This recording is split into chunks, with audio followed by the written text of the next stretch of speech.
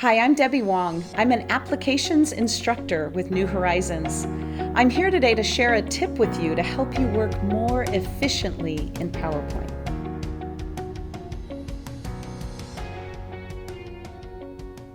I have my PowerPoint ready for my sales report, but my information is in Excel. I'm going to go to Excel, and I have my previous market share chart. I'm going to select my chart. The best way to know your chart is selected, in my opinion, is to look at the little white dots all around it. That means it's selected. Also, in the ribbon, you will see Chart Design and Format as tabs. What I want you to do is copy your chart. Control-C. Go to the Home tab, Clipboard Group, choose Copy, or right-click and say Copy. Once you've copied your chart in Excel, go to your PowerPoint presentation. I'm going to previous market share slide that I set up that's ready to receive my chart. I want to paste, and my paste is found in the Home tab Clipboard Group, but I want you to choose the drop-down arrow under Paste. The drop-down arrow gives you a couple clipboard options. The first two options are what I'm going to do with my previous market share.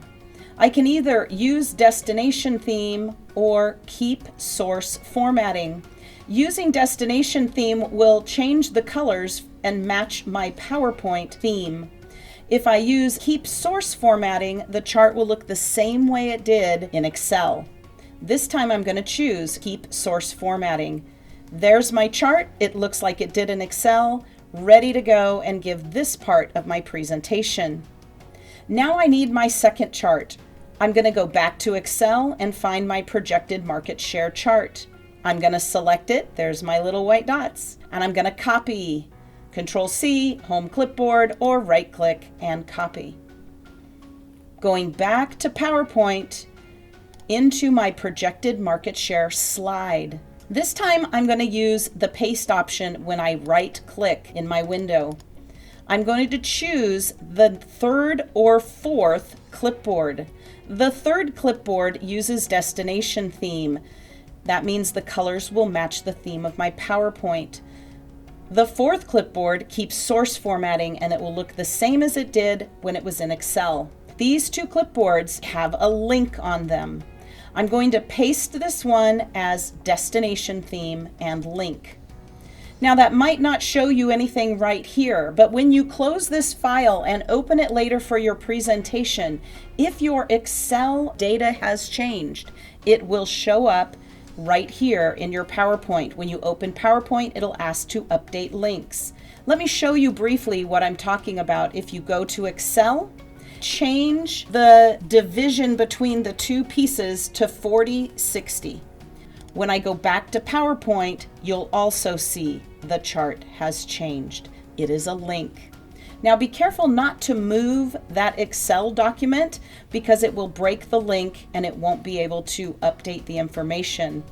When you paste your charts from Excel to PowerPoint, you can paste it as a snapshot or you can paste it as a link.